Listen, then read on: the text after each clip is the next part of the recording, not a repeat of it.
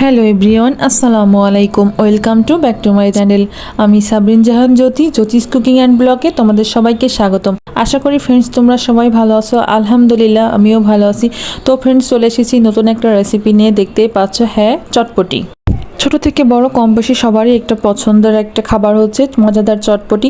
তো ফ্রেন্ডস আজকে তোমরা যদি টিপস বাই টিপস ফলো করো তো তোমাদের চটপটিটাও হবে অনেক মজা এবং দোকানের থেকেও অনেক বেশি মজা হবে। দোকানে অস্বাস্থ্যকর পরিবেশ থেকে খাওয়ার থেকে ঘরে তৈরি করা ইনস্ট্যান্ট চটপটি তোমরা খেতে পারো। তো ফ্রেন্ডস কথা না বাড়িয়ে চলে যাব মূল রেসিপি। প্রথমে চটপটির ডালটা মিনিমাম 8 ঘন্টা ভিজিয়ে রাখতে হবে। তারপরে কিন্তু প্রেসার কুকারে 10টা সিটি দিয়ে তারপরে কিন্তু নামাতে হবে। ডাল বুঝে আর কি সিটি দিতে হবে।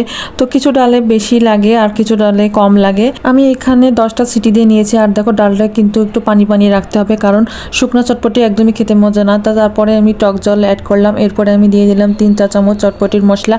তো তারপরে একটু সুন্দর করে নেড়ে চেড়ে নিচ্ছি। তারপরে দিয়ে দিচ্ছি সেদ্ধ করা আলুগুলো আমি ম্যাশ করে রেখেছি, একদম ম্যাশ না, আধা ভাঙা করে রেখেছি। তো সেগুলো দিয়ে সুন্দর করে নাড়াচাড়া করে নিচ্ছি। এরপরে আমি অ্যাড করলাম কাঁচামরিচ কুচি, ধনিয়া পাতা কুচি। তো তারপরে একটু আবার নাড়াচাড়া করে নিচ্ছি। এরপরে আমি অ্যাড করছি ডিমটা গ্রেট করে দিচ্ছি। গ্রেট করে দিলে আর কি দোকানের মতো দেখা যাবে। তো তারপরে আমি দিয়ে দিলাম কিছুটা কাঁচা পেঁয়াজ কুচি আর দিয়ে দিলাম স্বাদ মতো লবণ। যেহেতু আমি সেদ্ধ লবণ দিয়ে করেছিলাম তো এই জন্য আর কি কম করে দিয়ে দিলাম। তারপরে দিয়ে দিলাম 1 চা চামচ বিট লবণ। তারপরে দিয়ে দিলাম আমি চিলি ফ্লেক্স আর হচ্ছে জিরা গুঁড়া, জিরা ভেজে গুঁড়ো। সমস্ত উপকরণ আমার মোটামুটি মেশানো হয়ে গেছে। এরপরে আমি সার্ভ করে নিচ্ছি সুন্দর করে মিশিয়ে। তো দেখতেই পাচ্ছ কতটা লোভনীয় হয়েছে, মানে দেখে একটা অসাধারণ কালার এসেছে। আর তোমরা কিন্তু চটপটি ডালের সেদ্ধতে কিন্তু হালকা হলুদ দিবে, বেশি হলুদ দিবে না। তো আমি হালকা হলুদ দিয়েছিলাম একটু সুন্দর কালারের জন্য। তো দেখো কতটা লোভনীয় হয়েছে, দেখেই বোঝা যাচ্ছে।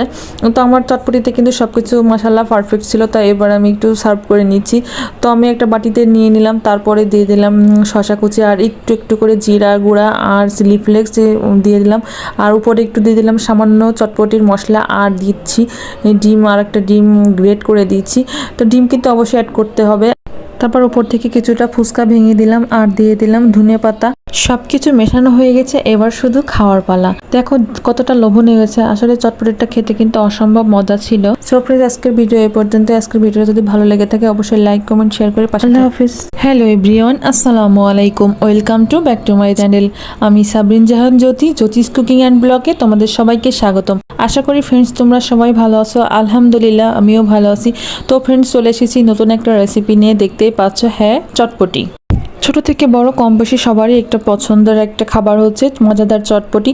তো ফ্রেন্ডস আজকে তোমরা যদি টিপস বাই টিপস ফলো করো তো তোমাদের চটপটিটাও হবে অনেক মজা।